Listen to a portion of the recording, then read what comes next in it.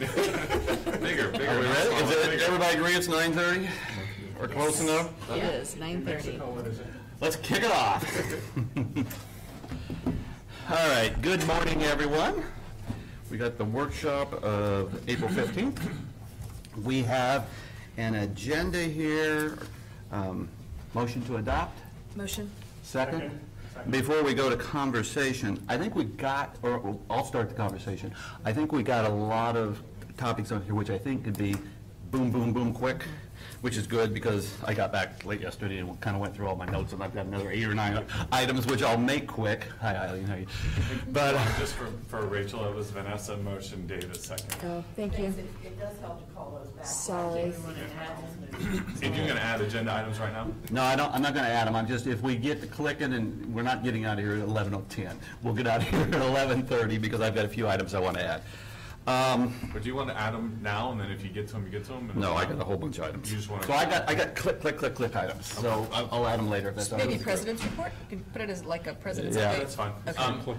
Okay, go ahead. That's Okay, fine. so motion, all in favor of adopting the agenda? Aye. Any opposed? No. Okay, so we're going to start with status updates. Parks and Facilities Master Plan, David. Ted. You want me to start? Okay, go ahead. Fortunately, the camera is turned. Yeah, it was deer hunting season It takes there. a while for the sound waves. We're in a different zip code over here. The update is that the survey postcards, the survey was finally approved and finally tested after multiple iterations, ready to go. Postcards were going to be printed last week, maybe in the mail. They should be hitting mailboxes by Wednesday of this week. And So that is the first of 2 phases. There's the select sample. I don't know how many that is. Do you happen to know? it's 600 and something, Okay, I believe. 600 would be appropriate of our 4,000 plus homeowners. That's a nice sample. And then all 4,000 plus owners will get something a few weeks later. It'll be an email for those that we have emails. Now, we are asking if you don't have your email with us for these surveys, we'll get them. If we feel like their responses are low, we could look at other options, maybe posting on the website for a period of time, whatever we think is necessary to make sure everyone has an opportunity to give feedback. So there's 2 specific rounds. Round 1, postcards hit this week, and their end date is May the... The postcards will run for 2 weeks for that statistically valid, and then April 29th is when we'll open it up to the entire community. Will the question for the Friday Flash, for several Friday Flashes, encouraging people to make sure that they are registered? Because Yes. make sure that their email is up to date. They can do a query to make sure. Yes. And if they don't get a link, if they're not getting if it's a note in the Friday Flash, that's kind of redundant. So how to reach those who are not in the Friday Flash? Yeah, well, Email list. short of knocking on everybody's door, I mean, it's so important that residents come to the water sources that are available, and that is Friday Flash, the website, the newsletter, the monthly news magazine. Those are our sources that we're pumping the information out to the community. Might we consider an old-fashioned approach with some posters at some of our pool facilities that says, We can. like the notices have gone out in Friday Flash. If you did not get one, contact Town Hall. If you're not registered for a Friday Flash, contact Town Hall. Or That's good. I think that's good. Just an old-fashioned Yep. posters in rec centers, Yep. dog park. Yeah. Anything else on? That's it. Okay, so when we do the Friday Flash, we had a couple of emails which I responded to. Steve, let's just copy some of the language I had. You can make it look prettier, but we're just going to remind people, because people have said, well, there's a statistical valid sample. I should have been able to participate. We're going to remind people, okay, we had the original dot matrix thing. We did the focus groups. We got the statistically valid. We got the email blast. We had the celebration 25. They're all going to be considered so that people, because some of us and most of the people in this room have heard this a million times, but there are other people who are hearing it for the first time or the second time, so that way it gets out there. Can I make a little suggestion? Perhaps you can really, oh, sorry. Hi. Eileen Barr, 1138 Mosaic Drive. Because it's something I've always been interested in, perhaps you should just have a sentence or two to explain the nature of a statistical sample. That basically, This is done at random. You guys have nothing to do with who's getting the statistical sample, and it's designed to be a representation of the community. Absolutely, like, Because I agree, I'm not sure- I agree with that, and I like it, and I think if we put that in a couple of them, it'll remind people of all the processes, and we explain what it is, so I think that's good. Okay, so, Parks and Facilities Master Plan, done. Osceola County Agreement, Vaughn. Well, I don't know if there's any change, unless Steve's heard something, but it's in the hands of our attorney and the county attorney's office as far as the language goes, because, as I've mentioned before, that we thought we had agreements on a couple occasions, and the language got changed on us, or the game rules got changed on us, and which weren't acceptable to the board as a whole. So we put it in the hands of our attorney and theirs, and we're just waiting to hear back. Have you heard anything, Steve? The only other update I have is that I've contacted the county manager, Don Fisher, and have some messages into him, and I'll try again today.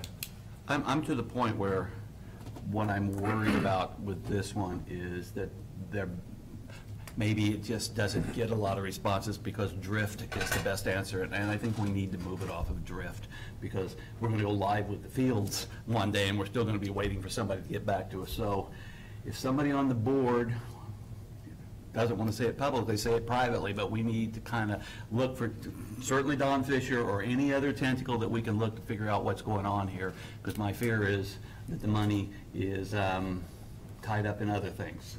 Did we set up a meeting?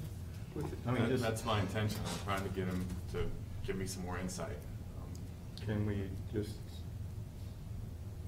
not wait for a response as far as that, just maybe just go for a meeting and just say, set up a meeting and let's get this done? You know, I thought about just showing up down there, but the problem is that they're never in their office. They're always Well, traveling around. for the meetings. question is, who do you even show up to meet with? You've met with Beth and some of the team and got the, we're sorry. Now you got to meet with the lawyer, and we've got that response, so. I feel, You had a comment. go ahead, I'm sorry, go ahead. I think that there are two pathways we might pursue. One is the legal process that's going on. The other is a political process. And it's not easy to talk about political steps in an open meeting, but I think it's important to say that the county has come to us asking for an opportunity to meet on the 1 penny transportation tax. They would like our support for that tax. They would like to have a meeting for that tax. There are a lot of things that residents in Celebration pay for that are good for the entire community, and the transportation 1 penny might be one of those. On the other hand, if the county isn't willing to negotiate with us in, and I don't think they're negotiating in bad faith, but in an opportunity to fulfill the commitment that they made to us almost 2 years ago to provide funding, then I think it's not inappropriate for us to start saying, you know, maybe we're not so thrilled about being the receptacle for your opportunity or efforts to raise funds in other places without an honest discussion about these things. And so I'm going to just say publicly today that I'm opposed to us hosting the 1 cent transportation tax meeting, even though it's not a CROA meeting, we're just the host. But I'm opposed to doing that until we get a response to these items that Vaughn and Steve are talking about, as a way of making clear that this community is not prepared to simply be paying out all the time and not receiving back. I think this was the first time, though, that we've ever we kind of dead in our tracks for, right, they've always agreed to meet us in the past, and we haven't had any problem. This was really the first time, once we turned it over to the lawyers, it was the first time that we really got, you know, hit a kind of a stone wall for a temporary. Well, I think we know why there's a stone wall. I mean, Well, yeah, but, you know, how do we play this out, you know? well, I'm just saying I don't that know about- publicly, I think there's a reason for us to Okay, take that position. Vanessa, you had a comment? Yeah, I feel almost like we need to start having some individual conversations with people. Somebody has answers out there, and trying to meet obviously with the staff is becoming a challenge. My sense is that the hang-up may not be with the staff, but with someone else. And I feel almost like perhaps board member to committee member might be something that we should start angling towards. And if somebody has a relationship, let's keep each other apprised, but let's move it. Just for perfect clarity in the audience, we were going to get $2.1 million reimbursed. The Recreation Committee and other people have done are doing a yeoman's job of organizing it. County said you can have your $2.1 million. We want the property, or we want everybody in Osceola District 1 to come use the fields for free whenever they want. And neither option is going to work. Because we've sat here and we've talked about how do we make this break even. You could just imagine if everybody in the world can use it whenever they want, however they want. You know, we don't need a fence, we'll save money. So that's where we're at. And it's time, the reason for bringing this up here is it's time, if the board members know commissioners or somebody else, and you can reach out and you have those contacts, it is time to start figuring out what's going on, or otherwise I'm afraid it's going to be May 15th, June 15th, July 15th, darn, it's summer, now we got to go into it. So now is the time. And I would agree. I don't think that the attorneys are going to change the language. I think that their attorney's saying this is the way it has to go. So the route of talking to the commission. Having read the attorney back and forth, it is, we're sorry. Right. So, I mean, everybody correct me if I'm wrong. Otherwise, start thinking about how we go to the next level. Okay, well, I know next. we can contact commissioner aides and see if we can get on their calendars and meet with each one of them. And I'll certainly go down with whatever board members can attend. And If there's brief somebody each that has commissioner. personal contacts, though, I would highly encourage Sure. just a personal Who's got the text best or. contact with Peggy? We haven't had that specific, no one's had a specific meeting with Peggy. Because when I was on the board, it was more Mike Hartford was our commissioner, so that's who I dealt with too. David, you have a good relationship with her? Okay. Okay, then maybe David, happy to contact can we have you contact her? I think that would be great. Happy to. Okay? And certainly, Don. Yep. Okay, let's move to farmer's market update. Yeah, so the next special events meeting, the management's going to meet with the special events committee to talk about what the vision of the farmers market looks like. Right now, we've kind of expressed the interest to the vendor, and they're still looking at a time frame for that. So we want to get the feedback of the special events committee before we move forward with this. So we're just going to keep it going the way it's going right now. Have the next meeting. What day is your meeting? We actually discussed it already. Right, but you guys were going to do an official vote on it, right? They go to the April 2nd meeting. Okay, we'll come up then.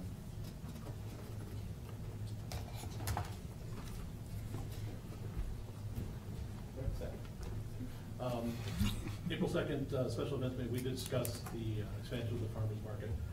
Committee did vote. They were in favor of it expanding onto Front Street if the market needed to expand at this point, both from a logistical standpoint and a safety standpoint. So Front Street. And what would the next step be? I have a call into the organizers. We're trying to set up a time either this week or next week to walk it, just to see where they would be at for a number of vendors and looking at their electrical supply, because right now they pull from the lamps on Market Street, so they'd have to see where they can pull for on Front Street. And then we're going to need to have a discussion with Lexington about what our plans look like. Okay. And no, with this, though, we don't have to go through CDD, correct? Because we're not. Because we're not going to use Right. the Esplanade. Right. And Okay. Kevin and I talked a little bit about this as well, and we felt that Front Street and not the Esplanade was the way to go. And we did have a question about, this is again like a safety concern. Is there a set amount of space that's supposed to be between each tent? Because I know when I go, there's a lot of stuff sometimes crammed in between, but people still try to cut through, trip and fall hazards and things like that. Is there a set amount of space that's required between the tents? Nothing that's required. I think why it's a little cramped right now is I think because they were trying to get as many as they could into because they had the limited space. So that is something we can discuss with them to see if Okay. they could expand that a little bit. That would be great. Okay. Anything else on the farmer's market then? We'll wait the response. So any potential go live date? I don't have anything right now. I know they kind of tail off a little bit in the summer. They'll lose some vendors. Yeah. So this, they may look at exploring this now, or this may not happen until the fall. But I'll have a better idea once I read it. So also talk about music because I remember talking with the organizer 2-3 months ago. They're looking to do what they do at the Winter Garden. They usually bring in an acoustic guitarist or somebody to play. So something like that would probably be set up at the base of Market Front. Do you anticipate any roadblocks with Lexington? I think we need to talk to them about what their concerns would be if we were to close the streets. And I know some board meeting members have meetings this week, and I have a meeting this week with Mike also, so that, we'll talk to him this week. Okay. One more question that Kevin talked to me about that, since he's away, I want to raise on his behalf. And his question had to do with food-related vendors versus other arts and crafts kind of vendors. Will there be a ratio, or his concern was that it might become more arts and crafts and less food?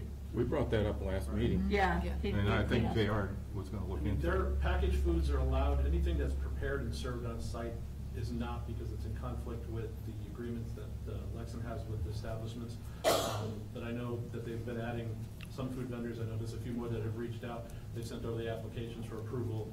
One of them is a pierogi vendor and stuff, some Polish foods that they're supposed to be starting very soon now. So the focus is still on foods. That's The basically focus is what. on foods. That's but produce. they do- That's good. But they do bring in, like I said, they do Winter Garden, they do Lake Eola, so they're trying to bring in some of the more responsive that are the non-food up there into here as well. Thank you. But at the end of the day, people won't come if they don't sell, so we'll find, they'll find the match that works for Yeah. celebration. Okay, thank you. Weathermatic, since Kevin is not here, I'll take it for 2 minutes. I mean, Weathermatic, we talked about, requires a $3,000 a month commitment for 3 years. We talked about the technology committee. It's new to the technology committee, so I know they really haven't had time. So, you know, what I was really looking at here was the time frame for the technology committee to work at it with Steve and Susan, and maybe you have an update. I do have an update. I've been working with Todd, and we've been working with them for a year and some change. They've come out, they've done the analysis of our irrigation system, they've done the numbers there at that point in time. Todd and I would like to suggest that maybe this isn't a technology committee. While it is a green project, but we're far enough along that the technology committee may be able to put more important things, you know, more pressing things on their agenda, and have Jamie Hahn as the representative come and talk to the board at a workshop. That's where I thought we were back before we actually started. We changed the board. Well, if I can add to that, I was at the last technology committee meeting, and they are really big picture right now. They are not anywhere near a point where they're going to have implementation plans for specific technology initiatives. They're looking at more of what the plan overall looks like. And I think that if we continue from an operational side, moving this forward and getting as much information as possible, getting them here in front of the board so that you can all as a board hear their presentation, this would fit nicely into the overall technology plan, especially underneath that green initiative section that they're working on. So your concern is that it's going to delay our decision-making process too much if we continue on the path And I we're think with it's the going to delay technology. the technology committee's Okay. goals and objectives of presenting a plan to you. And they have a very tight time frame of June 30th, and it just seems like that's an unrealistic time frame to really start diving into how you're going to implement each item on top of that. So our next workshop is May what? Is it first or second? I don't have it in my, Okay, look. 6th. May 6th. Okay, I mean, we can brief Kevin, but let's go with May 6th then as a plan. David? So, a couple questions. I've got an email out to him. Is this the same system that was talked about initially at the board drive around in 2018? Yes. So this has been on the radar for quite a while and only more active. So I think it's appropriate to move forward. If technology wants to weigh in, fine, but not to delay any management/board action. The other comment I would make has to do with CDD, and this is two parts. Has conversation with them been occurring so this would be seamless? And then the other part is we've started some discussion about some land, swap's the wrong word, but modifications. And so whatever we might invest in, should there be land that we in the future take over, would this be installed in those locations too? I don't know the answer to that, but I do know that Todd has talked to Russ with the CDD on many, many occasions. So they actually gave us the plans for the irrigation system so that we could share those. So This- there so has this been a doesn't- conversation. This doesn't, and I mean, I was involved a year ago, Right. and then it got delayed for lots of reasons. This doesn't replace the irrigation system, it actually helps control water flows. Okay, so it's really more at the Yeah. junction. It's just a matter of setting up. It's the- controllers and monitoring and stuff like that, more Right, computerized right. type And stuff. then we can separate if there's CDD meters versus CROA meters, Absolutely. something like that. Okay, let's plan on the May 6th workshop then. Everybody agree? Yes. Okay. Next item, go into agenda item policy for indirect rate for funded projects, UCF. Jackson? We are moving towards a contract with UCF to do the management sustainability study. I saw that we'd gotten an email from a resident that wanted to know if this was energy sustainability, only the energy of management. So we've reached the point now where there's something that's called an indirect rate. And in academia, when an academic group does a survey, a study, some sort of project, there is an indirect rate charged on top of their fee. And we had negotiated a 10% rate with Dr. Mitchell. The university came back and said they wanted a 30% rate. However, because it's a public university in Florida, they're required by statute to accept a lower rate if the entity is a community entity, a city, a municipality, HOA as we are, and if we have a formal board policy, which would be done by motion, indicating that we will not pay above a 10% indirect rate. That's the broad piece of where we are. David has done this a lot on the other side and had made some, I think, really good suggestions about how to word that proposal or word that motion. So, Yeah, this is pretty standard. And I had a couple hundred grants or contracts as a university person, just like in Dr. Mitchell's role. And the university standard rate in UCF is probably about the same, 48% on top of whatever your fee is. So if you have a $20,000 project, it's almost 30. Changes a lot. But the way it works from a university perspective is you go for the max unless the funding organization has a different rule. And some funding organizations have a 0% allowable. Some have 8%, some have 18%. I had the whole range. And so I would propose that we adopt, since the budget that he had initially proposed was 10%. yes. Which is reasonable because that amount actually goes towards university general funding, things like lights and payroll and so forth. So it is reasonable to pay 10%. I think it's unreasonable for us to pay whatever the full university rate is. But the only other piece is this would be a standard policy for any future funding we might do for a similar type initiative. Which I think is It good. doesn't mean paying a contractor to replace the roof or siding or roads, but it would be for similar type projects. So the proposal would be that we adopt a general policy that if we have similarly funded initiatives for human services like this, that the maximum rate we would pay would be 10%. And some groups may say we don't need that, we just do 10, we'll do 0%, which is fine. We need a motion. Motion to adopt.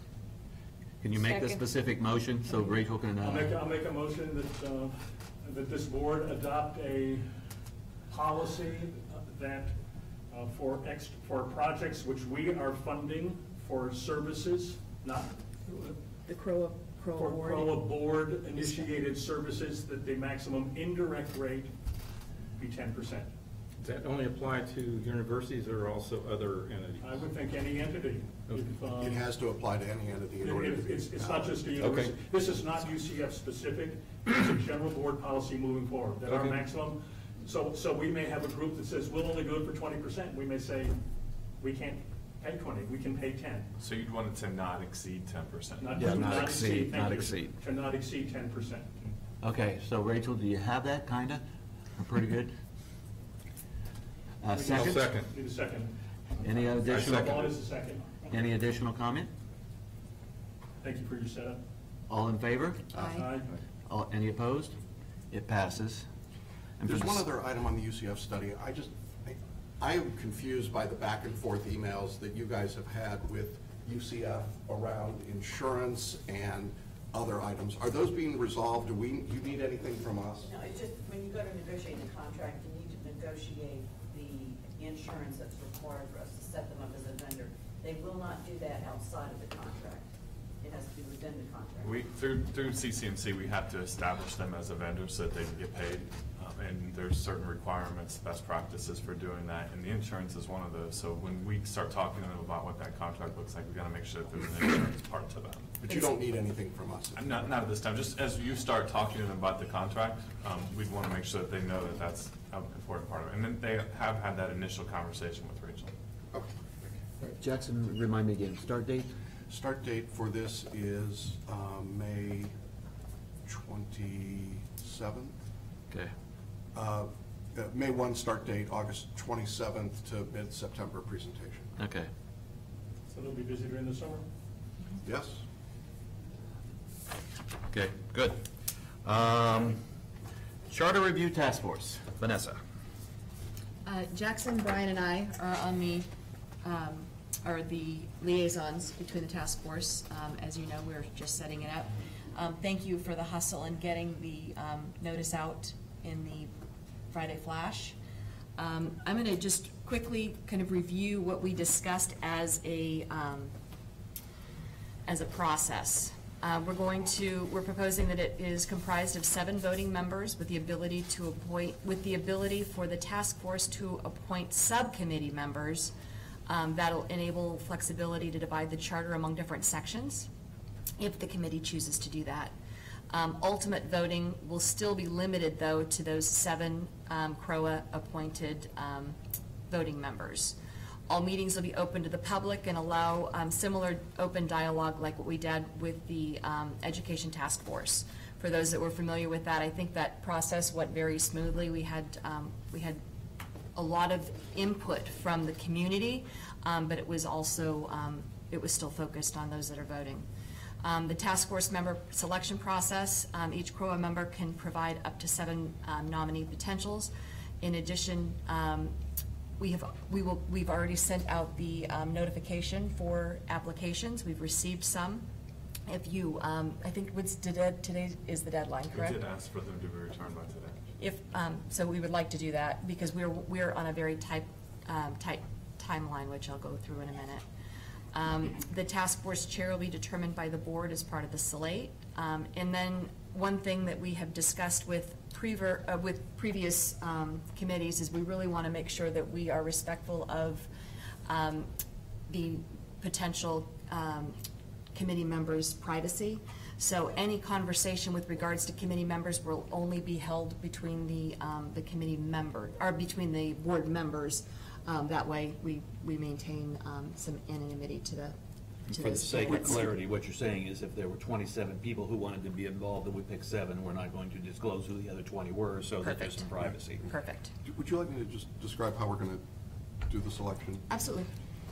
In a Machiavellian moment, we decided that what might work best would be to ask each CROA board member to submit a list of 7 names to Vanessa, not to the other board members, but to Vanessa, to compile an initial starting list. If a name shows up on a majority of those 7 ballots, that person would that name would be put onto the list pending, and this would be true for everyone, pending their willingness to serve. If it's someone that had not volunteered, but was on the 4 or more ballots. At that point, we would have a remaining number of seats to be filled. Those names would then be distributed back out to all of the CROA board members, and a second round of voting would occur again back to Vanessa until we filled the seats. In that way, we're getting the broadest initial selection without people having to horse trade around names at the beginning. There's just potentially 49 names. And that's similar to the process we took with the Education Task Force. Can I just add one last step to that, though? Please. After that discussion takes place, you'll come back and at a public board meeting, vote and approve. That's correct. Who your 7 members are. Yes, That's correct. I'm just talking about how the sausage is I just want for the camera and for the audience That's that part- there will be an And that's actual part vote of, of the that's board part of the for that. timeline too, So- I've got that. Because you two had the meeting and briefed me afterwards, which is perfectly fine with, What do we think is a good qualification for a person to be on this task force? I mean, obviously it should be somebody who lives in town, but it would be good somebody who actually understands the past charter, kind of understands what's going on. Because I mean, if you have somebody who's brand new to town and bought a house 2 weeks ago, they're probably not the ideal candidate in a lot of reasons. Or did you guys talk about that, or how do we think about that as a board? We have talked about it. I think common sense is going to prevail here. We're looking for, certainly one thing is you need to be a CROA member in good standing. So you have to have paid your dues. So the same criteria that would be to sit on a CROA board. Secondly, you have to be willing to do it. So we may come up with a list and someone says, well, I'm honored, but I don't want to do it, because it's going to be a time commitment for sure. I think our goal is to have people who have a wide range of expertise in various parts of the community. So we're hopeful that this will represent both an age demographic and a representation of the different communities and villages around town. I think we also are interested and concerned that we have people that live in condominiums, people that live in single family homes, people that may have business interests as well as owning and living here. A pure CROA member, however, would not be eligible, for example. Do you want to add anything? I have a question. So the best case scenario is you have 7 highly qualified people in technology in some field. If we don't get that, let's say we get 3, are we going to just default and just take whoever's left and put them on the committee, or are we going to wait and fill them as we get more qualified people? What's your intention on that? What's your thought? I think that based upon the applicants that we have, I don't think that we'll have an issue. I think if we've got a pool of 49 people to start with, we're going to get a pretty wide range, particularly because we're not sharing those lists. We would ask that the board members not share their lists with one another, in part for privacy of the people that are being nominated, but also so that we get the broadest range. There are going to be overlaps. I mean, our anticipation is of that initial list, there will be 3 or 4 names that everybody's got on their list. And then it's going to be a matter of saying, here are the remaining names, and now from that group, pick who you think should be the next 4 board members. And that's where I think, you know, we as a board privately communicating to talk about what needs need to be filled on the board, what gaps we might see, can do that. And then, as Steve said, we come back, present a slate of people who've accepted the nomination. Will we be told who submitted their names so far, like the? Yes, we've got, actually. I sent an email out to those that have already submitted the names. This morning, or? Yes. This morning, I sent out this morning, yeah. I was hanging for it. I think we're up to like maybe 8 or 9 people between the people that formally applied and some that have just raised, and you even sent it. And just for the sake of clarity, I mean, I'm reading Vanessa and Jackson's timeline here. I mean, we said we were launching it today. We hope to approve this group on the 24th because you're looking to have an official presentation to the board on November 18th.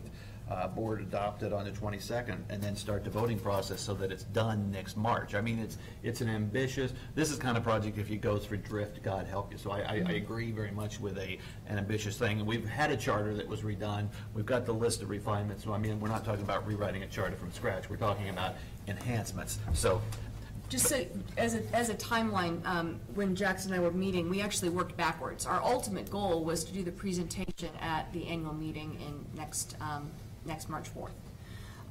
Given that you have to allow enough time for voting, we decided to coincide it actually with the CROA elections. That way you're getting a twofer.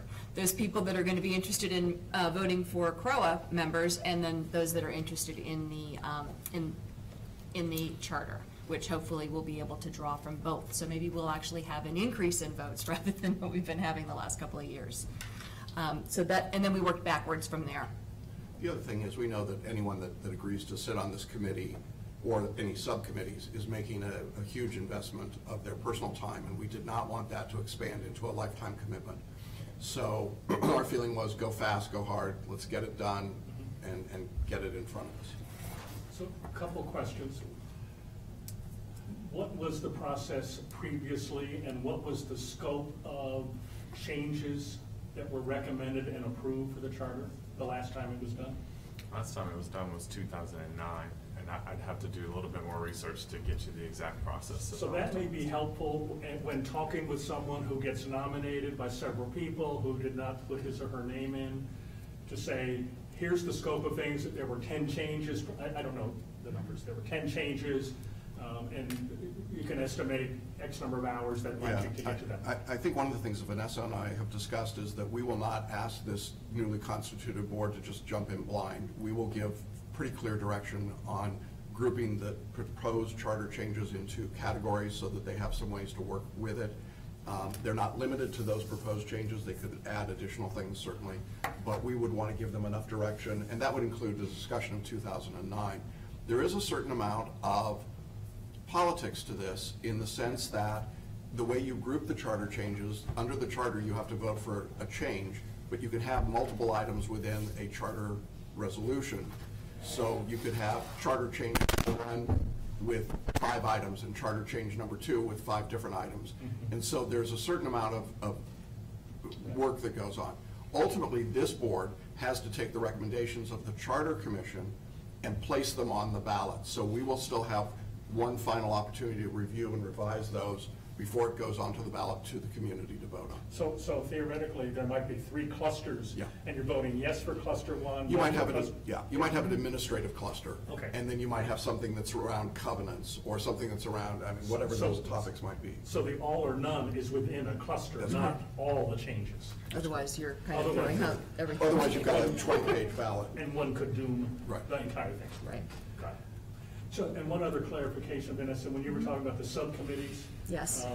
Is that of the group of 7 that are named, or might a subcommittee include someone who is not in the group of 7? Someone who's not in the group of 7, and it can be up to the group of 7 to actually, especially that would be a great pool for those that perhaps had submitted their application, expressed an interest in it, but were not in the final 7 that the board selected.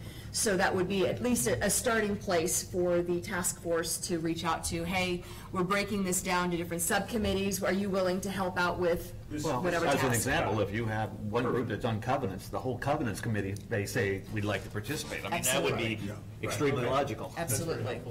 Yeah. So that opens it up even beyond the 7. 7 Absolutely. are voting, subcommittees can be outside of the 7. But clearly a message to be sent today, when we do the flash, we can even refer people to this section in the workshop, and clearly we want people to hear that if you're interested in the charter, you know, at the end of the day, somebody who's lukewarm on the charter committee is probably a worse option than somebody who's really excited about getting in and learn about covenants or learning about something else in the charter and how the town works. And I also want to thank Susan for keeping what is now anecdotally called the notebook. He has it now, too. Oh, You did the Passover. I will send it to the board members that are responsible, the liaisons for this also. For the public, It's the around notebook, multiple places. Yeah, the notebook has been an ongoing extemporaneous record of when somebody said, that ought to be changed in the charter. Susan's been good about writing that down so that we now have what should be a fascinating list of items. Does the notebook include the term of board members? I think it does. There's one thing that I wanted to put a quick clarification on with regards to the task force. Although we have an extremely aggressive timeline, we are realists. So we also want to put a caveat in the task force resolution to ensure that regardless of what happens with the elections, that the task force members will remain the same. So it's contiguous, rather than to start all over again would be like banging a head against the wall, so. So we're going to need Tom Slayton and Larson and Associates to draft a resolution for us. I know we've had some communication about the purposes, and obviously you've got some more information from today's meeting, but we need to get that put together. I'll make sure it goes out today. Thank you, Susan. Okay. Charter Review Task Force, anything else? God go with you. I really appreciate Vanessa, you and Jackson taking the lead on this, and I think it's actually a very good plan, so I appreciate that a lot. Celebration 25 Steering Committee discussion. David? I got that one quickly. They're learning my style. As we drafted that resolution and approved it back in December, we asked 3 separate entities to each nominate for CROA board approval their nominees. We have received the nomination and approved it from CANOA. We have received and approved the nomination from the Celebration Foundation. We did just at the last CDD meeting receive their nomination. That's Don McDonald. They unanimously voted him as their nominee. It now needs our approval. So that's the point of discussion. Okay. They have up to 2 slots. Okay. CROA named 1 person, Foundation named 2, CDD named 1. Who can I name? That is Ken Ducour. Correct. Okay. Okay. Ducour. Is it up to us to approve these nominations? Well, it's your committee, so you're Yeah, establishing. I think we have As to part of the accept them. resolution, Yeah, have a as resolution to accept them. specified by the attorney. And when he rewrote, that was the only thing. I guess my answer is no other outside entity can force someone onto your committee. You guys can decide who you want to be part It's a of. CROA committee, so at the It's a end of CROA the day, committee. we. You want to say something?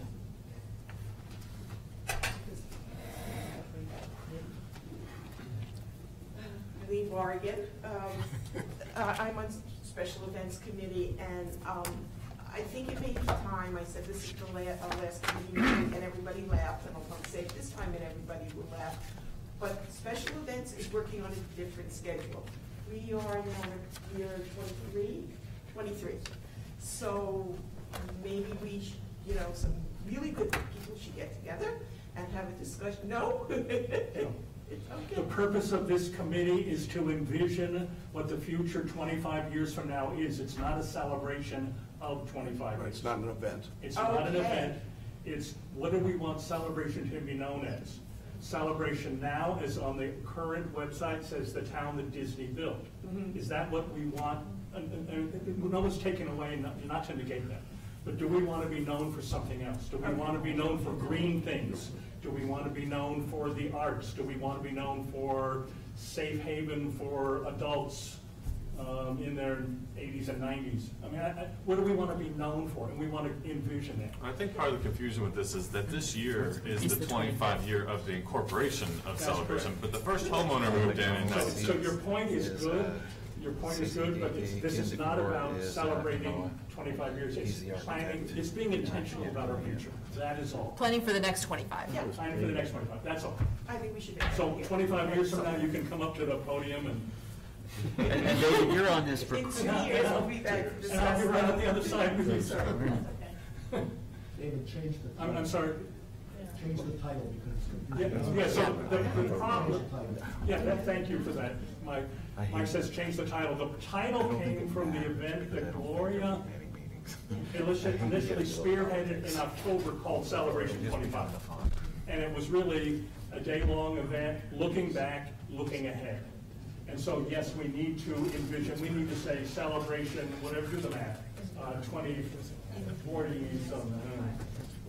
So, yeah, it's not about celebration. How about steering committee for next 25 or something that name, just something to, Celebration 22nd century. I don't yeah, know. it's- But that would be a first call of action. So, But thank you for that. So, David, how do you, what is this, what do you envision this group doing for the next year? So what I envision is convening the group. Pardon?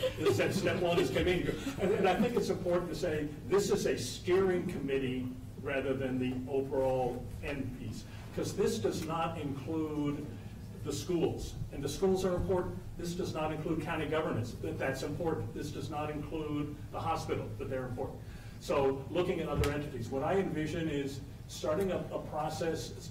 I think that this group would determine what the process would be to help envision what the future looks like.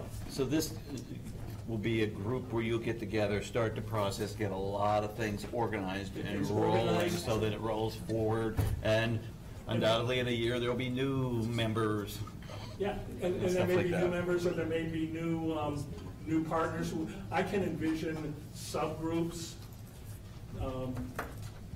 It may dovetail, I don't know that it's gonna tie into what the UCF group is doing. I wouldn't think that, but. I don't know. There may be clues from them that help feed in. But I think it's really determining what the input process is to envision the future. And Gloria is the foundation member? Gloria and Paul Kinzer are the foundation members. Okay. So I guess this needs to be a motion, whether it's at this meeting or a board meeting this month? Yeah, I'm not prepared to reach a decision today. Okay. Okay, we'll put it Fine. forward to a board then session and properly craft a resolution then. Well, yeah, the resolution, you mean the motion, probably draft a motion. Because probably then the resolution becomes here's the whole group of members or something You like that. have a resolution. We have the resolution, and we have approved the CROA and the foundation personnel So here's on the- prior meetings. Here's the universal goals first. Go ahead and make this a little bigger so that all eyes can see it. All the whereases, and then here's your universal committee goals. And that's the same for all committees. All right, and then you have your more specific goals and 2018-19 objectives. goals, which are outdated. So item C, first bullet says all appointed by the CROA board. Yeah.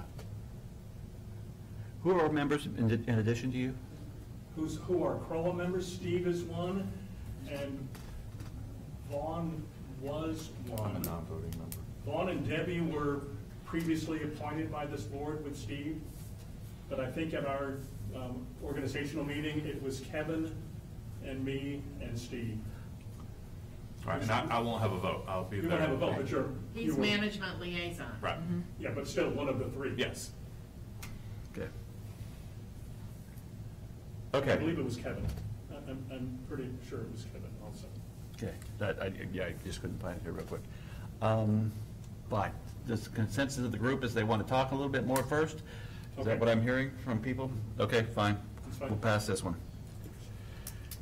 Technology Committee memo, speaking to the technology vendors. I mean, Kevin's not here, so, I think Kevin wanted to have this discussion, so we'll probably want to move this. Okay, until we'll the pass meeting. this one then. So, okay, let's go to motion to approve the change order from Armco Construction. Steve?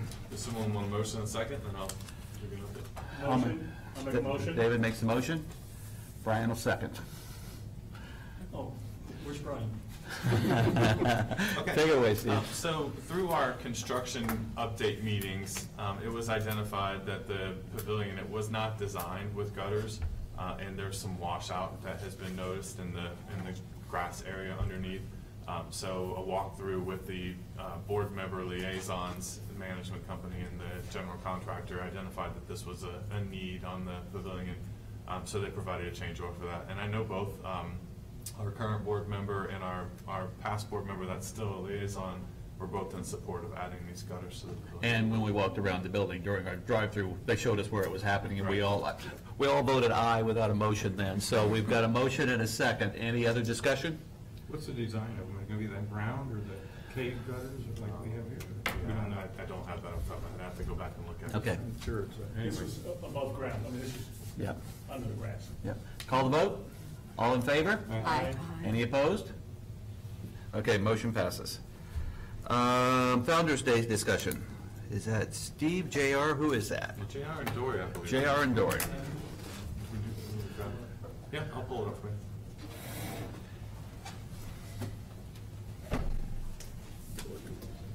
Let me just make sure. Oh, my. Is that what it's gonna look like? Where's that, where's that gonna be? Where the Stetson building. Wait a minute, what was that? The inside of the Stetson That's over in our village, and you're back there. Parking lot, right? Italian money? That's a new artisan playground. Hey, you wanted one. Shoot into the right. Yeah, run and then swing like, I'll get out and beat the Gators. Yeah, whenever you're ready. All right, so I'm going to go ahead and start then. This is a movie.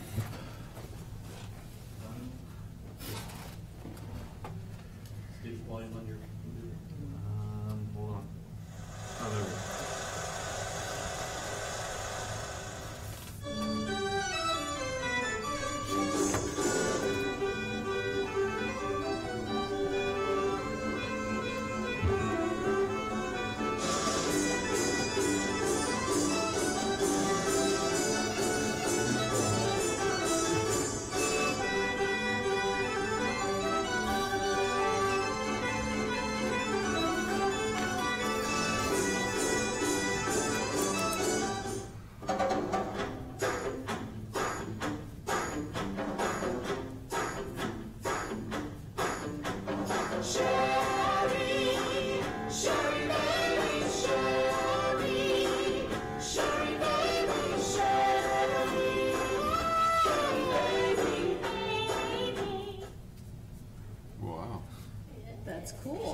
That was fun. Can we go? I want to go. Sherry Baker. Frankie Well, Valley. we wanted to, the Special Events Committee met on the 2nd, and our meetings usually go an hour to 2. Well, this one went over 3 hours, because we did learn JR was able to get this one special group to come. So then, and he also sort of threw out, he goes, just gonna throw this out. Well, as soon as he threw the idea out, everyone was in love with it. And we have 2 committee members here, Eileen and Debbie are here too. And we just thought this was a very exciting opportunity for the community. But we're going to change up the schedule a little bit. And I'm going to read through the summary so I can expedite the process here so that you get a good overview quickly.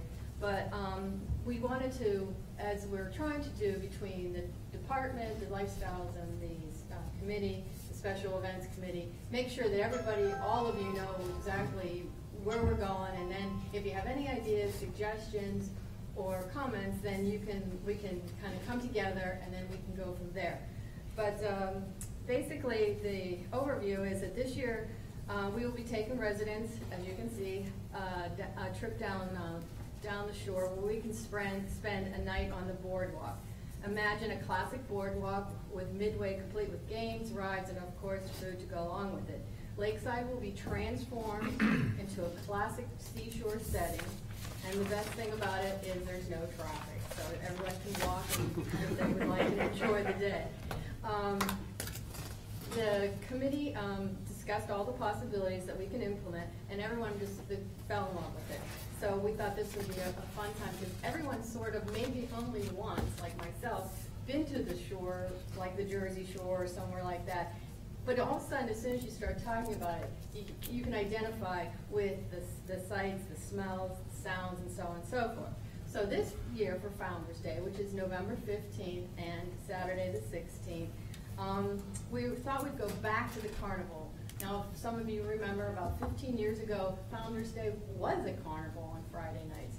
But, you know, it was a lot of it was put onto the certain groups, and after a while it fell into the shoulders of a few, and then it just, one of those things that fizzled out. Then we got a big band, and we started going with that direction.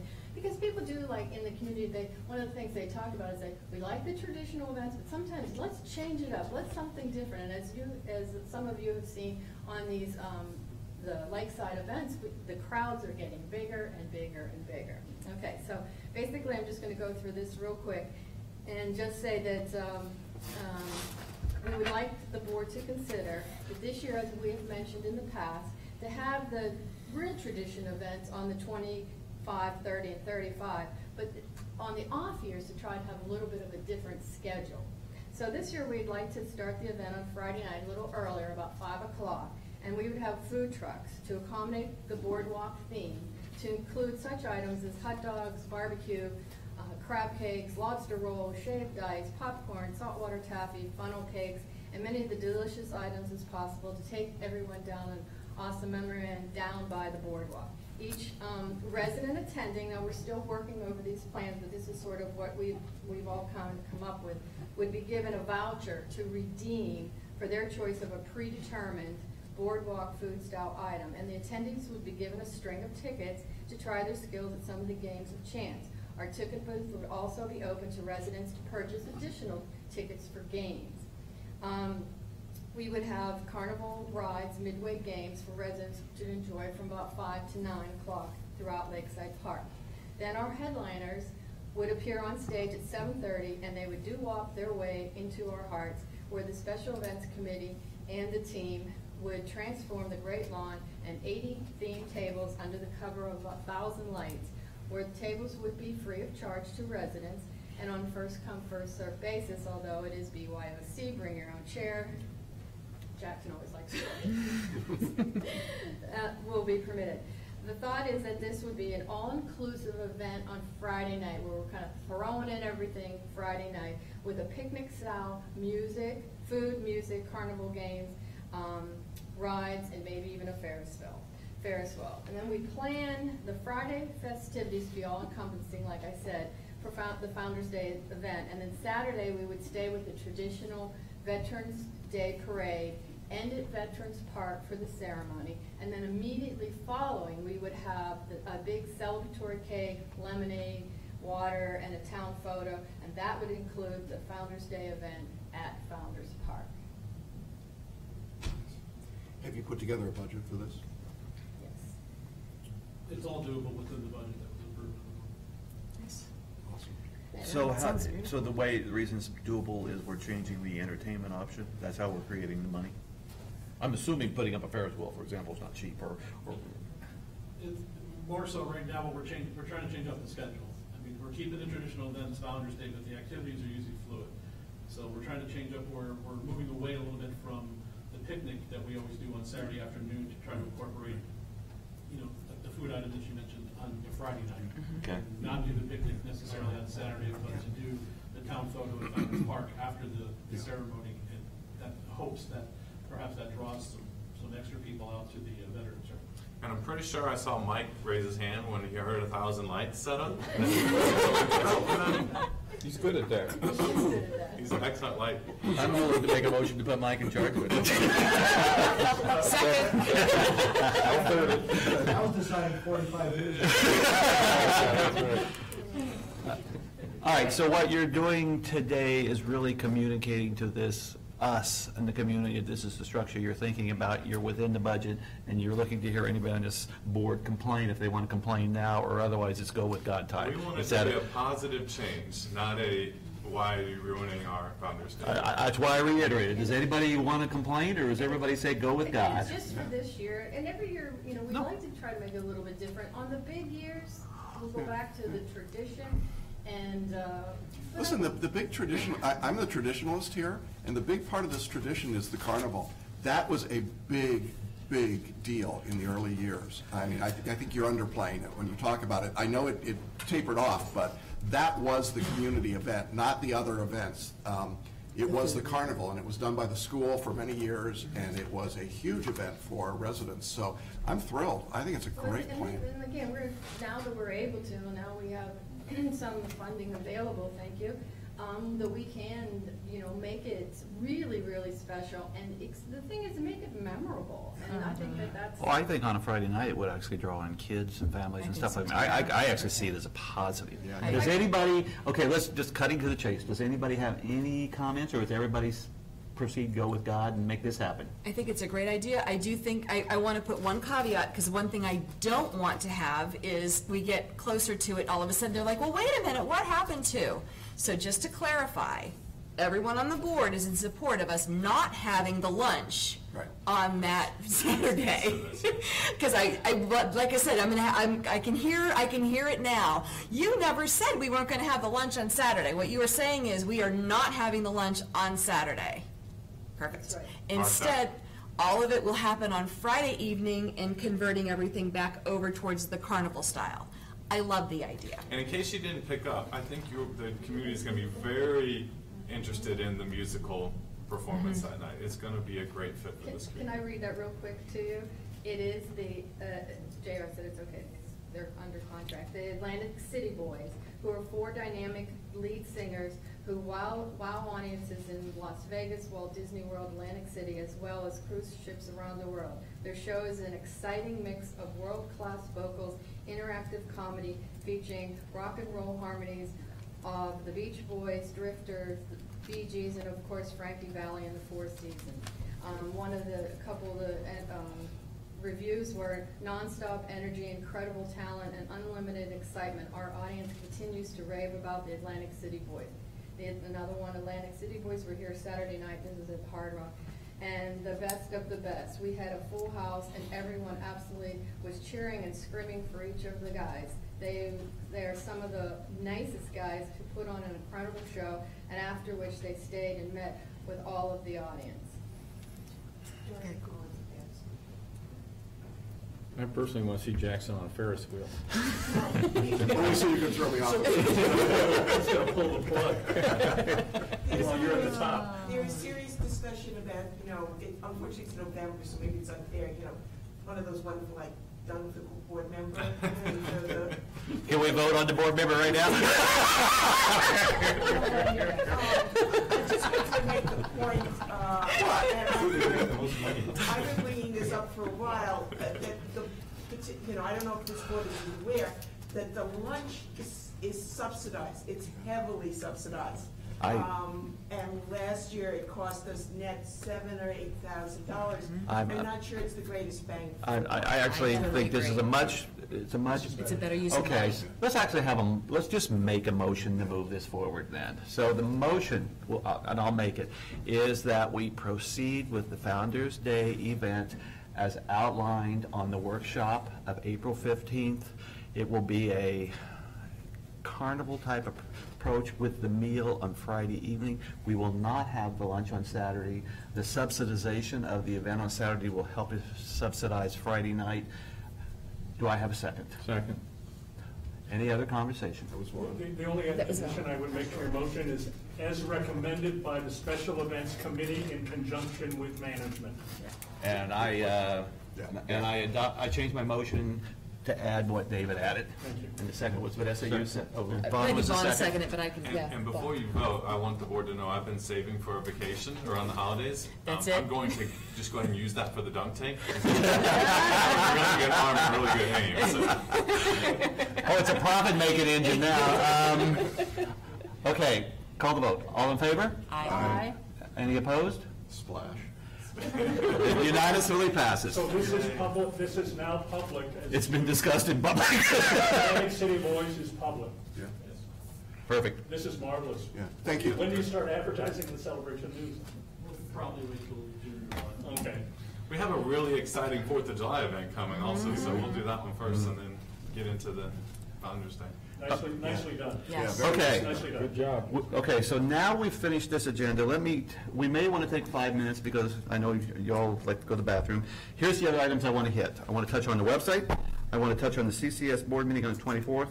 I want to talk about priorities for a second. I want to touch on the May 6th executive session. A lot of these are going to be very quick. Priorities for the second?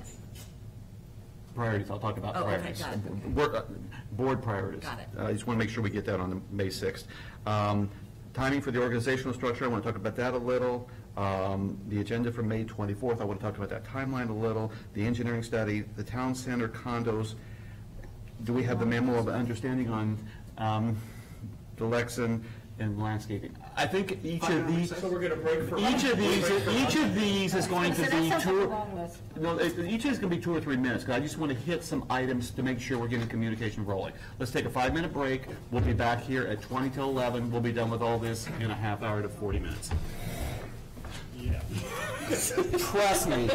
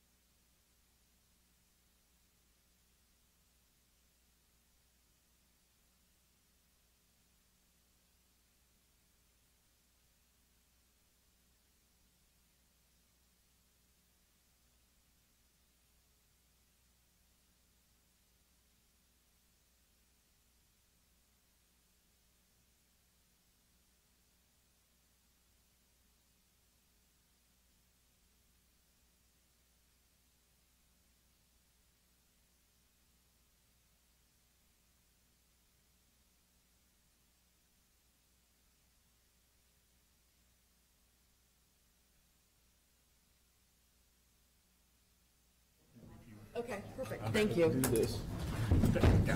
Thank you. Okay, for these agenda items, I'll take the lead, since you brought them all up. Since you're Okay. Well, thanks. Oh, Rachel's coming. Hello, Rachel. Let's give Rachel a second. Rachel thought she was done, go home. Go home. Okay, so let's start with the website. Once I got back from my 36-hour trip home from Mexico, I got up with emails late yesterday. I saw the email Steve had sent where the target date for the website is May 1st. I saw, David, your email where you went through, had a lot of comments. You had a lot of positive comments, and you had things that you thought ought to be fixed. Yeah, big picture, small picture. So here's my questions or thoughts that I'd like the board to quickly touch on. I haven't looked at the website because I still try to remember my password. So the fact that someone like David is looking at it closely, I think is a positive. And I'm really strongly relying on David, and I don't know if the rest of you have studied it closely, if we're all strongly relying on David. What I really worry about most with the website is whether we launch it on May 1st or May 11th or June 1st, we need to be ready to support it and do it right. So here's the conversation I'd like the board to have. To me, launching the website is the easy part. We're going to immediately have, and if we launch it, put it on back porch, front porch, sorry, Friday Flash, all that other type of junk, and we ask people for feedback, we're going to get tons of feedback. So what I don't feel that we've thought about, or maybe you have thought about, is how are we going to deal with all the feedback? So we're going to get lots of comments, I hope. We're going to get constructive criticism, positive and negative, which is fine. We deal with it. So how are we prepared to deal with launching a website, keeping it up to speed and rolling forward? I feel like when I hear stories about the last update and when I've watched this process, which has taken a long time, we've done things on the cheap. And that's we, the board, so let's just be perfectly clear. And to have a good technology world and a good website and all that, it's almost like you've got to have somebody somewhere who thinks it's their job full-time. And Patrick's got many things on his plate, so I'm trying to be fair here. Where's the support for this website going to come if we launch on May 1st so that we start dealing with all these fixes? Where's it at in our budget, or do we need something in our budget? Do we, we're going to talk about organizational issue in a minute. Some of these areas, I think, sometimes we do things on the cheap, and then it just looks like we did something on the cheap, and we create back porches and other things like that because we didn't think it through. So having read Davis, the audience hasn't seen it, David had a lot of positive comments on the last spin. He had updates to it, so it sounds like we're making a lot of good progress. And if you want to add to that, you're welcome to. But my question is, we take this thing live, how are we going to support it? Because I think we as a board need to address that. Patrick, let me start, and then you can fill in anything that I miss here. So our biggest issues when we did the rollover into the website that we currently have in 15-16 was trying to get the form back up and running properly, because it was a change, I believe, in the format of how that form was working. And then it was bringing in all the old threads and getting them up, and then making sure everybody had their username and password. Now, Patrick, correct me if I'm wrong, but the conversations we've been having, it's the same form that we're using now. It's just going to be plugged and played into the new website. So we should be avoiding most of those issues of getting people to re-register and old threads being pulled back in and those types of things. The support, though, this is key, that we've hired a company now that will support the website as opposed to having it done internally. So we have a company for support. So if a document's missing or someone can't find something, it would be easier for them to be able to help us to get that back up and running. So the help desk is going to be done by this outside vendor? We're not going to be able to push resident calls to the outside vendor. We would still take them, filter them, anything that we could fix internally we would. But yes, they're still there to support us and to help us. Us meaning the staff. Correct, yes. I think Brian's question, can I just focus it down just a little bit before we go further? Is your question, Brian, that we actually should be looking at hiring a staff person to be a webmaster? My question is that when we launch this thing, whether we need a staff member or whether we have this third party that understands we are a priority. Yeah. If we haven't properly budgeted and we need to add money to the budget, we just can't afford to relaunch for the second time, have it be a disaster, and then wait another month to have a board meeting to talk about how we deal with homeowner comments. So we spent time. It doesn't matter if it took a year rather than 10 weeks. It's irrelevant. It's May 1st. David's looking hard. We're ready to sign off. How are we going to support it going forward on a timely manner? Because if it launches on May 1st and people bang the daylights out of it for 45 days and we respond on a timely basis and a professional basis, it'll get a positive PR and we move forward. That's what I want. Two thoughts. Part of what you were saying, which I fully support, is let's not launch it until it's ready and right. Is that a fair, brief summary? In my mind, there's no magic between May 1st and May 15th or June 1st, but I want to get it done. Let's get it done, and it's in the near future. We're close. But the other from point a I management would make... standpoint, too, I'm sorry to interrupt you, but from a management standpoint, that's what we're focused on. It's more important to have it right than it is it's not a mission-critical piece that everything falls apart if we don't have this new website. The other piece is, I know that the board has seen a draft link. So, again, if you don't accept what I've recommended, or if any of these we need to talk about, let's talk about it. But that was my read on things from prior conversations, as well as if you will, trying to pretend like I don't know a whole lot about Celebration, I'm trying to find things. So that was the intent. I know when we met a couple months ago, getting the labels right, I think we're really close. So I think that's all good there. But I think beyond the board, maybe we want to engage or invite a half a dozen people to take a fresh look at this who have not been in any of the prior conversations. They may be people who are on an existing committee, there may be others, but target a half dozen people, say, would you please spend an hour and, find what's important to you, see if you're getting the information, tell us what you think. I don't want to get into I don't think it's appropriate to get into a whole rework of this. I think that the basic structure is good.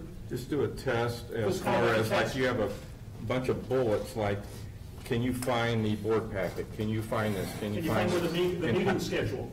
The meeting schedule. How easy is it to find these certain items and then see how well it works? Yeah, just a little pilot test. Yeah. I'm sorry to cut you off. I would be very happy if we took some of the committees and asked them if they had volunteers who'd be willing to spend a couple hours to just go in and kick the tires hard. Kick the tires. Can I make a suggestion?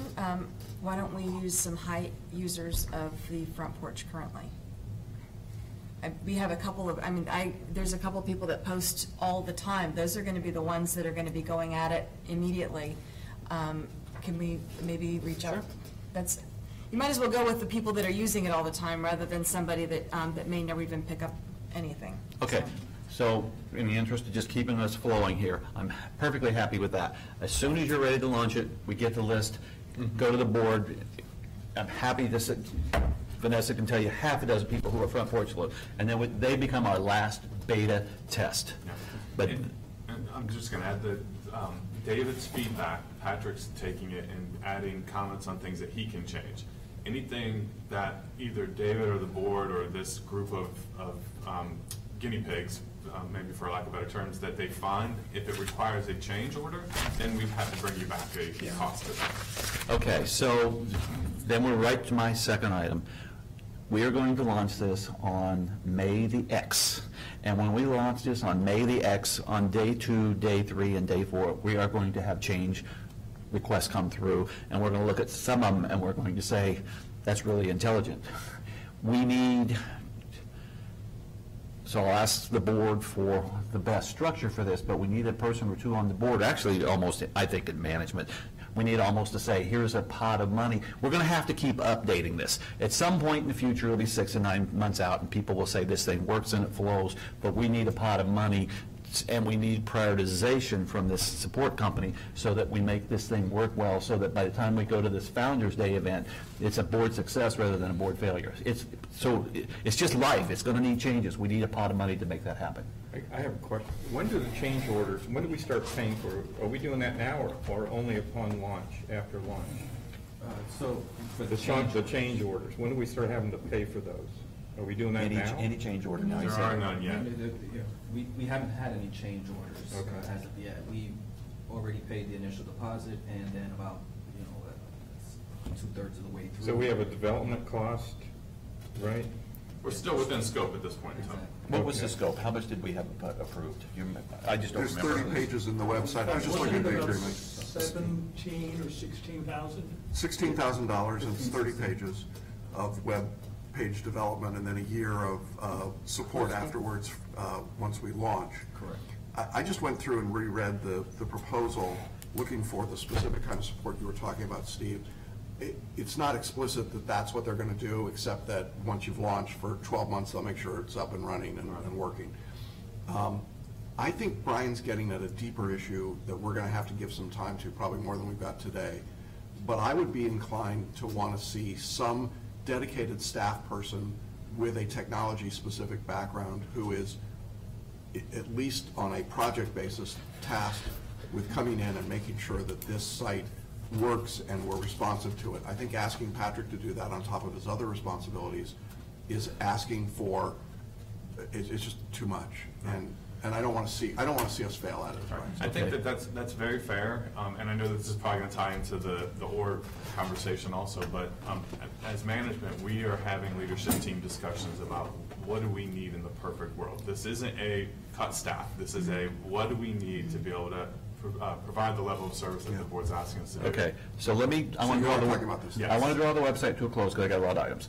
So what I want we have an April 24th board meeting. What I want to be able to do is go to the April 24th board meeting, have this on the agenda, and yes, Susan, we're going to keep changing your agenda.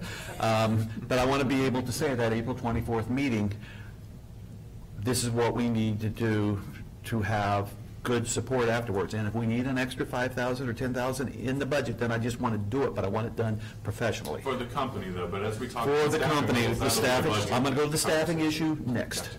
So, perfectly clear, so between now and the board meeting on April 24th, so that we can discuss at the April 24th meeting, we're getting ready to launch this thing, and if we need $10,000 of money to support strong prioritized changes, we're going to do it, and what's the best structure to make that happen? Fair enough, everybody? And for that company, then they're all hands on deck, ready to make sure we. I guess my one point of caveat would be, every change order we have to do in the future, it's going to take time. So it's not, I think that's part of the delay, I believe, is every time that something new gets suggested to Patrick, he then has to go back through and institute all the changes.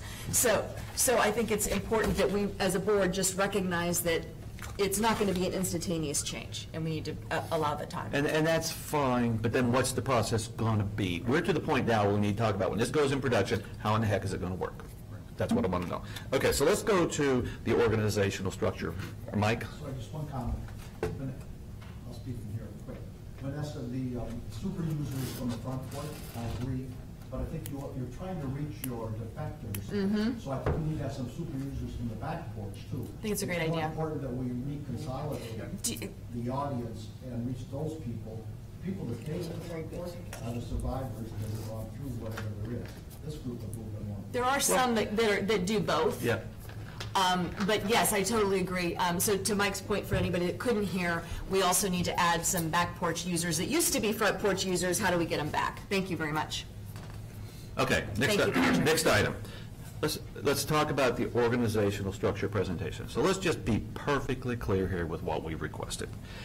We as a board, when we went through the end of year, just went through and kind of talked about the big picture. We wanted Steve to come back with what does he really believe he needs. You know, we've got people in this town who love CCMC, and we've got people in this town who think CCMC killed JFK. And the right answer is Joe did it. Joe cooks him back. But so the right answer is we need to behave like adults and say, where are we at today? And the reason I did the website technology first is to sit here and say, that's what the heck we need to be talking about. This may very well become an executive session, because we may take JR, Patrick, and other people and say, what the heck is in their arena? Have we taken 3 people's job, given it to one person, and set them up for failure no matter what they do? Do we have somebody who's now in charge of planting trees, IT, and, you know, something else? Is the process thought out? We go through a budgeting process, but we have not actually sat here and said, what the heck do we need? I personally think we've missed the boat entirely on IT in a world where we're looking at cameras and a lot of stuff like that, and we've not sat here and said, well, what do we need? You know, you talk about Celebration 25, but to set whoever it is up for success in the next 2 or 3 years, is this really a 2-person job, and we're asking somebody to do it in 1/3 of their time? So that is what we're asking Steve to do. I don't, you know, we had a target of March 31st. We didn't make that, but I want to get that date on the calendar. If it's an executive session, because we're dealing with personnel, great. Eventually, I want to come back in a workshop and tell the audience, this is what the heck we're thinking we need to do. Because if we as a board need to sit here and say, we really have been so penny tight and have eliminated 2 positions that we've set ourselves up for failure, then all right, let's talk about that. But let's get to talking about it. Everybody on the same page? Yes. Okay, so that's that one. CCS board meeting. There have been some emails. I think we need a CCS board meeting on the 24th. Does everybody agree? Yes. Everybody's comfortable with 5:30? Yes. We have, for the sake of the audience, I'll do a draft agenda, but we've got the legal letter back. We'll talk about status items, like we got the audit schedule. I don't know if we have a start date or not, and a few things like that. I'm thinking we do 5:30, we'll do 5:30 till 5:55, but we'll set that one for the 24th. Okay. Where do I want to go next? Sorry? Home? No. Prioritization. On May 6th, I want to have, at the workshop, I want the board to discuss priorities. We had said, because we're handling a million different things, but we'd said we would set 10 priorities. And I think it's important that we do it as a group, as opposed to trading emails or having the president say these are our 10 priorities. So just so people are aware, that's what I'm thinking. May 6th, we have, I don't think we have a time yet, but that's when we're going to have a roofing discussion. I think that ought to be an executive session just with the people who are impacted in the areas we're talking about. Does the board agree with that? Yes. Yes. Jackson, do you agree? Yeah, I do. Go ahead. Well, there's a slightly confusing piece of correspondence from Paul Terry on this question as to whether or not it's really privileged.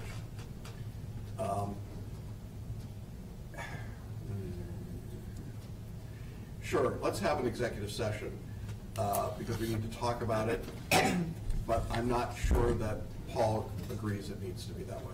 Can I say that? But the executive session would be with the board and the members of the Service areas that are impacted. Correct statement? Yes. Helps, Steve. We're also going to ask Tom. I'm trying to ask something delicately, but, you know, at some point, we just need to get, it's not that far off into the future. Yeah. So let me back up one step. On May 6th, we have a condo council meeting earlier in the afternoon. Paul Terry is coming to speak to the condo council. We're invited people from all the condominiums to be there. Then later that evening, Susanna, we've got the service area owners who will be invited to come with their proxies or their ballots to take a vote. They won't have to vote that very day, though. Yes, they will. They will have either voted in advance or with their proxy, but the vote will be taken on May 6th. Okay.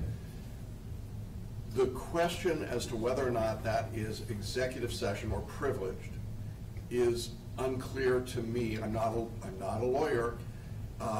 It's unclear to me in reading the lawyer's comments whether he thinks it needs to be or not. So could I ask that we defer that decision for at least until the 24th? Is it 24? Okay, I'm fine with that. Help. I'm trying to ask, I'll let you help, because I'm trying to ask, because I think I had saw an email, because I haven't seen anything, and I'm not asking to see it, but I think you're going to mail something on the 22nd, or Yes, and that's not, that won't be impacted by what we choose to do. It would not indicate that it's a privileged session, I think. Am I correct, Susan? That's correct. It doesn't go that direction at all, one way or the other. So I don't think that impacts anything. I think the question of whether or not it should be an executive session or a privileged meeting has some other implications that I don't want to discuss today here. Okay, we'll wait feedback on the 24th. I'm just trying to think, because right now, we'll book 2 rooms, you know. Right now, I need to figure out if we got to knock down every wall in the building. You know what I'm trying to facetiously say. So at some point, we need to manage, and I know you have been, so I'm not trying to be critical. I'm just talking to the whole board here. I will be absent that day. The 6th. No, on 6th, I'm Okay. traveling. Okay.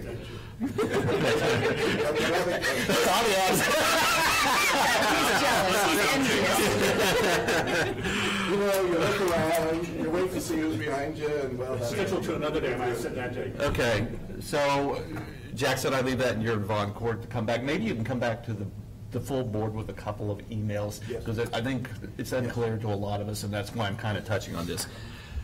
The agenda for May 24th, I have a question for Susan and Rachel. So in watching some of the emails while I was drinking margaritas last week, it was almost like the agenda had to be done by today because of links and stuff like that. So educate us a little.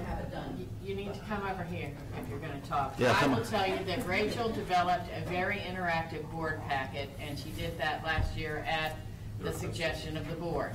And that board packet takes a couple of days to put together as opposed to an afternoon. And so I try to have everything done by today so that she can start her process and we can do some review before it goes out on Thursday. And so we begin with the end in mind. So if we take it back from why we start where we start, it's so that you all can have that packet by Thursday of this week, which will give you plenty of time to read it and be ready before. Okay, so the next Wednesday. 24th backs up to the 17th. So if the board gets it a week in advance, that means you've got to have it done by the 15th. Yeah, it's a day shy of a week in advance, so we get it to you on Thursday for a Wednesday. The 18th. Okay.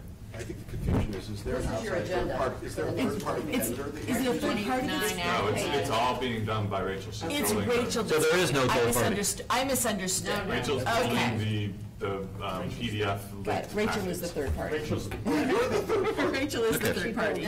She's the #1 party. Okay, so just for the sake, for the educating board, then the board meeting 6 days prior is when you try to deliver to the board. It takes you 2 to 3 days I will start to on this put together all the afternoon. links and everything that you do, which kind of drives your deadline for having a Right. whole bunch of materials done. Right. Okay, does anybody have any questions? That clears up some stuff that was in emails for me. Perfect, thank you. I mean, the only other option is if we remove all those links and just go back to where we have, but it's a monster. It's a big links. Don't change No, it. it's a Well, nice particularly since process. we're No, I don't. putting down the actual presentations and having more Absolutely. No. backup. You did a good job of dictating us. Thank you. Okay. Town center condos. Laurel had spoke at the last one. I know you've been working on it. I've seen a couple of emails. Is there anything we need to discuss? Or, Is that with Comcast? Yeah. Her Smart last City. update, she Smart sent, City. Smart City, last update she sent out, they're still working through the process with Smart City to make sure all buildings, I believe most of them have been addressed, but there's a couple that are still causing some issues, but Smart City's apparently working with them to come up with a solution, she just doesn't know what that is yet. Yeah, it's a case-by-case basis, building by building. But you'll also notice around town, if you look, Comcast is out now with their orange cables doing a mad dash through certain condos. We saw it when we did our tour of town. We are moving up to this April 30th deadline. So on May 1st, we're probably going to hear from people who suddenly can't get television. Vaughn has a meeting. Or from Vaughn. I just started breaking into my home. Probably a cable guy.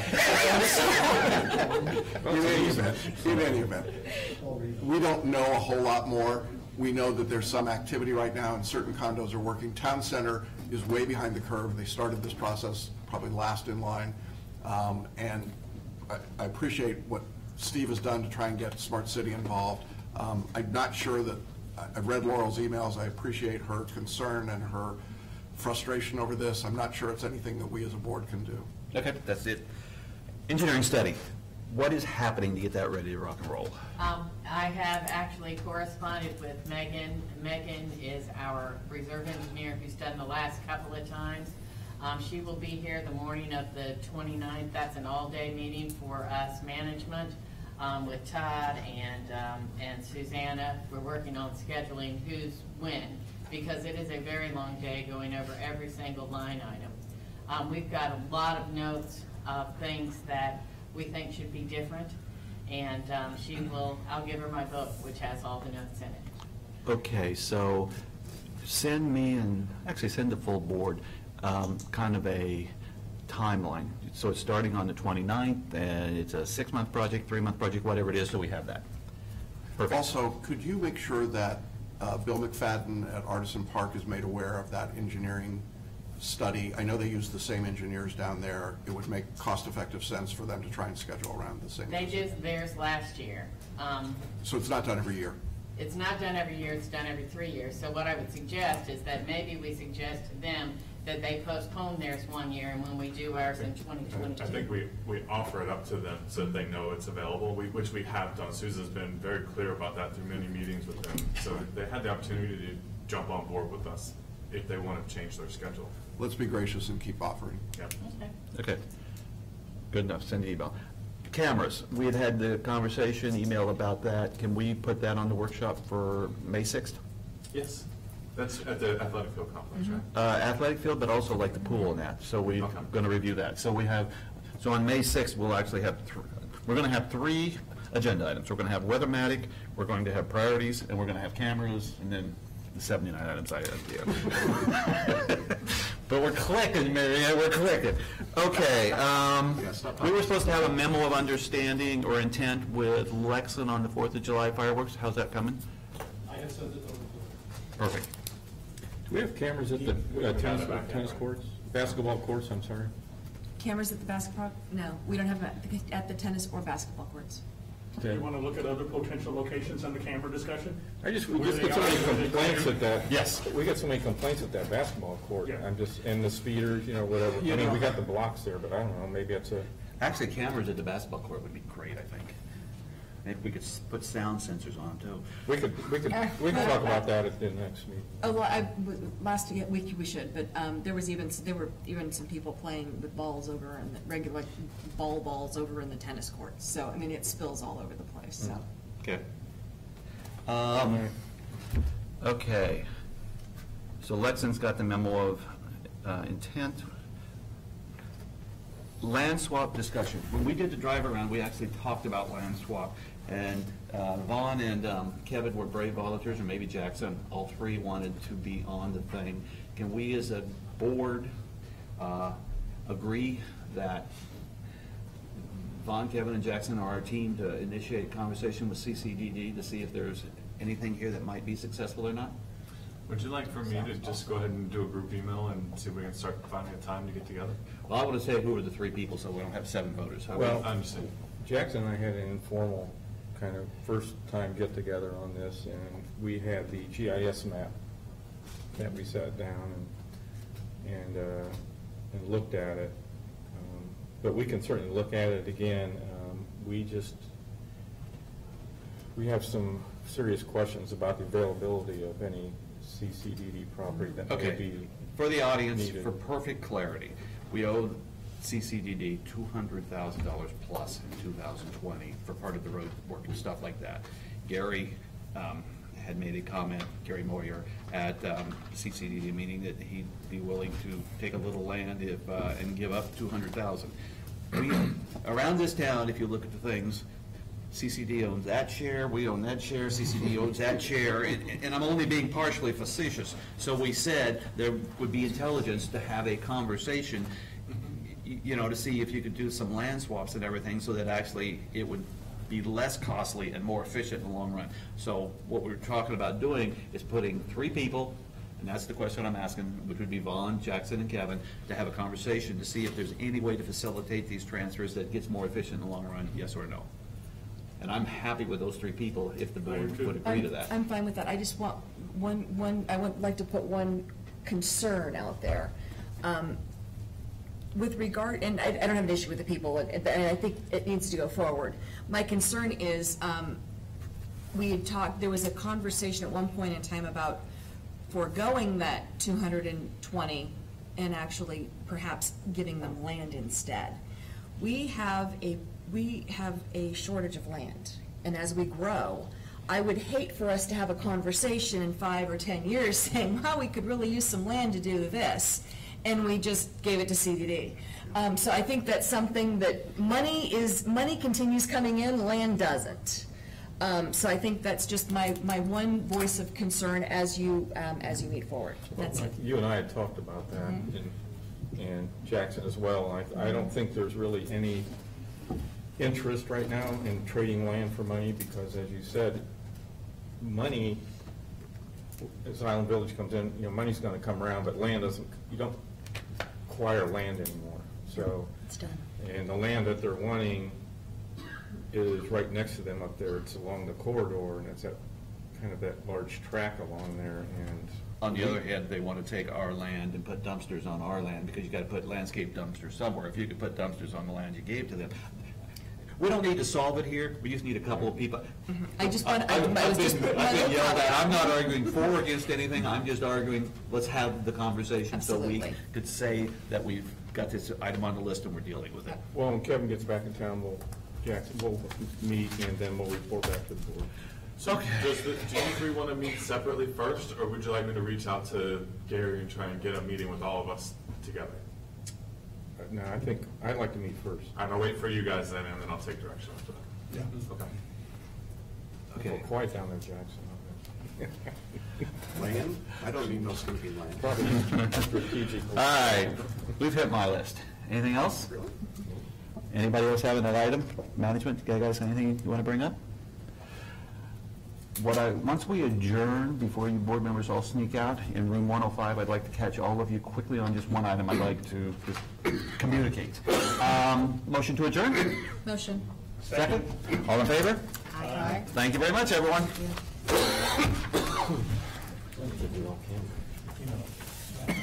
I'm just going to talk. You okay? Big picture about something. Yeah, I went down there. Good meeting. Good